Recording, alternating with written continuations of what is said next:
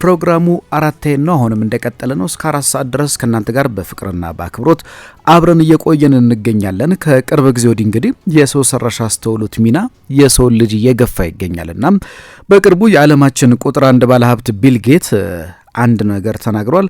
የተወሰኑ የሙያ መስኮች ከተወሰኑ ዓመታት በኋላ ወይም ከ10 ዓመታት በኋላ ከዚህ ዘርፍ ይወጣሉ በማለት መናገሩ ይታወቃል። እንግዲህ በሆሊውድ ውስጥም የተወሰኑ ተዋንያን ድምጽና ምስላቸውን በመጠቀም ፊልም ተሰርቶብናል ሲሉ ተቃውሞ ማስነሳታቸው ይታወቃልና ከሰሞኑ የተሰማው መረጃ ደግሞ አስገራሚ ነው። በሰው ሰራሽ አስተውሎት የሚሰሩ ፊልሞች ኦስካርን ሊያሸንፉ ይችላሉ የሚል መረጃ ወጥቷልና እንግዲህ የሰው ሰራሽ አስተውሎትን ተጠቅመው የሚሰሩ የኦስካር ሽልማትን ሊያሸንፉ የሚችሉ ሰው ሰራሽ አስተውሎት ወይም ደግሞ የሰው ሰራሽ አስተውሎት አሻራ ያረፈባቸው ፊልሞች ሊኖሩ እንደሚችሉ ታውቋል።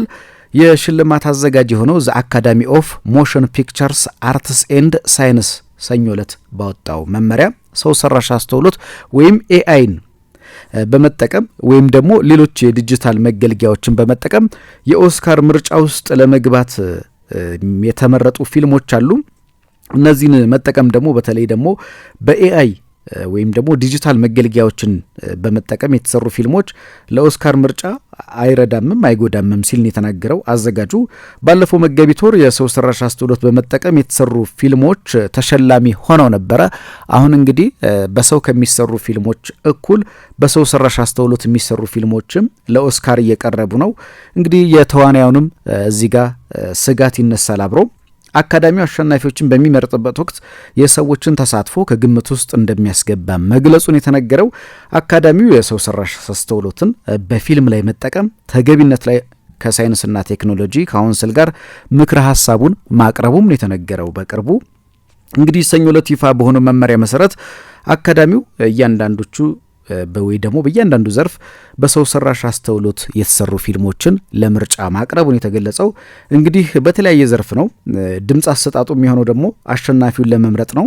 እንግዲህ ሙሉ በሙሉ መመልከት ይኖርባቸዋል ብሏል። ባለፈው ወር እንግዲህ በብሩስ ታሊት ፊልም አንድሪያ ብሮዲ በተዋናይነት ካሸነፈ በኋላ ከፍተኛ መነጋገሪያ ሆኖ ነበረ። በፊልሙ ተዋናያኑ ዘንድ ሃንጋሪኛ ቋንቋ ሲነገር የሚስተዋለው ዘዬ ለማስተካከል የሰው ሰራሽ አስተውሎት መጠቀማቸውንም ነው በዚህ ላይ የተገለጸው። በተመሳሳይ ኤሚሊያ ፔሬዝ በተሰኘው የሙዚቃ ፊልም ላይ የድምፃውያኑን አዘፋፈን ለማስተካከል ተመሳሳይ የድምጽ ቴክኖሎጂ ጥቅም ላይ ውሏል።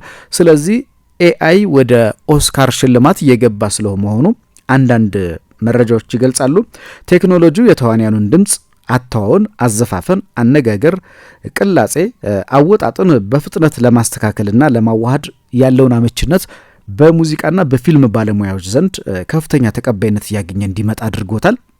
የሰው ሰራሽ አስተውሎት መጠቀም ጉዳይ ግን አሁን ማወዛጋቢ ነው። በተለይ በኦስካር ሽልማት ላይ ለሽልማት ይቅረቡ እንጂ ሰው ሰራሽ አስተውሎት በኦስካር ሽልማት መቅረብ አለበት የለበትም የሚለው ጉዳይ እያጨቃጨቀና እያወዛገበ ይገኛል። በፊልሙ ሙያ ላይ የተሰማሩ የጥበብ ባለሙያዎች ለሰው ሰራሽ አስተውሎት የተለያየ ነገሮችን እያስተማሩ መሄድ በሕይወታቸው እንዲሁም በሙያቸው ላይ የሚኖሩ ተጽዕኖን በመግለጽ ላይ ይገኛሉ። ስጋታቸውንም እያጋሩ ነው ያሉት። በተለይ ተዋንያንና የፊልም ደራሲዎች በሰው ሰራሽ አስተውሎት የተነሳ ስራቸውን ሊያጡ እንደሚችሉ እንደ አውሮፓውያን አቆጣጠር በ2023 በሆሊውድ በነበራቸው ተቃውሞ ላይ ገልጸዋል። በ2023 ምንድነው ተዋንያኑ ተቃውሟቸውን ያቀረቡት የሰው ሰራሽ አስተውሎት ድምጻቸውና መልካቸውን በመጠቀም ተዋንያኑ ምንም ገንዘብ ሳያገኙ ያለምንም ወጪ ፊልሞችን መሰራት መቻሉ በእነሱ ህይወት ውስጥ የፈጠረውን ተጽዕኖ ገልጿል። በተለይ እንግዲህ ተዋናይዋ ሱዛን ሰራንደን ለቢቢሲ እንደተናገረችው ሱዛን እንደምትለው ከሆነ ፊቴንና ሰውነቴን ድምጼን ወስደ ምንም ምርጫ የሌለኝ ነገር እድል እንድሰራ የምታደርግ ከሆነ ጥሩ አይደለም ብላለች። በተለይ የኛንና መልክ ፊት ተጠቅማችሁ ፊልሞች እየሰራችሁ እኛን ከሙያው የምታገሉን ከሆነ ምንም ምርጫ የለንም ሲሉ ነው ተዋናዮቹ በስፋት ተቃውሟቸውን የገለጹት።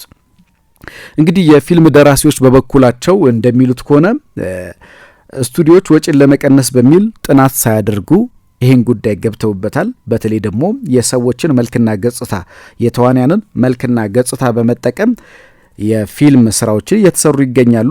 የፊልም ኢንዱስትሪውን ለማሻሻል በሚል የሚሰሩ ስራዎች ደግሞ የተዋንያን ህይወት ላይ ከፍተኛ ተጽዕኖ እያሳደረ ነው ሲሉ ነው የገለጹት። በተለይ የፊልም ጽሁፍን እንዲሁም ለመጻፍና ከሰው ይልቅ እንደ ቻት ጂፒቲ አይነት የሰው ሰራሽ አስተውሎትን ሊጠቀሙ ይችላሉ የሚልም ከፍተኛ የሆነ ስጋት አለ። የሰው ሰራሽ አስተውሎት ወይም የኤአይ ወደ ኢንዱስትሪው በስፋት መግባት የፊልም ተዋንያንን በተለይ ደግሞ ስራቸውንና ህይወታቸውን እየተሻማ እንደሆነ በርካታ ተዋንያን ገልጸዋል። ቀደም ሲል እንግዲህ ሱዛን እንዳለችው ፊቴንና ሰውነቴን ድምፄን ወስደህ ምንም ምርጫ የሌለኝን ነገር እንድሰራ የምታደርግ ከሆነ ጥሩ አይደለም ስትል ነው የገለጸችው። ተዋንያኑ በ2023 በሆሊውድ በነበራቸው ተቃውሞን የተገለጸ ይህም እንግዲህ በሰው ሰራሽ አስተውሎት የተነሳ ተዋንያንና የፊልም ደራሲዎች ስራቸውን እያጡ ስለመሆናቸው አሁን ደግሞ የሰው ሰራሽ አስተውሎት ወይም ደግሞ ኤአይ ቴክኖሎጂ ወደዚሁ የሽልማት ዘርፍ መምጣቱ በርካታው በኢንዱስትሪ ውስጥ ያሉ ከፍተኛ ሚና ያላቸውን ተዋንያን ደራሲያንና አዘጋጆችን እንደሚጎዳ እየገለጹ ይገኛሉ።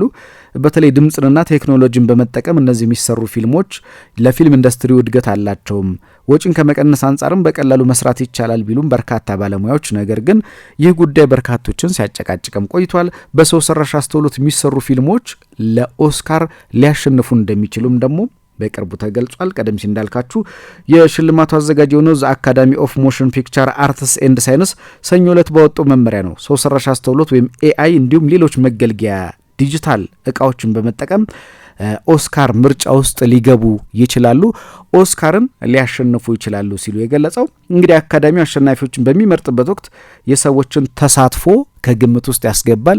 ኤአይ ቴክኖሎጂ በኦስካር ሽልማት ውስጥ መግባት አለበት የለበት የሚለው ግን እስካሁንም ድረስ የመጨረሻ ድምዳሜ አላገኘም። ነገር ግን እኛ በሰው የሚሰራውን ፊልም ሳናሳድገው ምዕራባውያን ይሆላችሁ በሰው ሰራሽ አስተውሎት የሚሰሯቸው ፊልሞች ከፍተኛ ደረጃ ላይ ደርሰው ይገኛሉና የእኛንም ቴክኖሎጂ ዞር ብሎ ማየት ያስፈልጋል። በተለይ ለአፍሪካ እንኳን ሩቅ ቢመስልም የኤአይ ቴክኖሎጂ አሁን እያደገና እየሄደ ያለበት ደረጃ አስገራሚ ነው።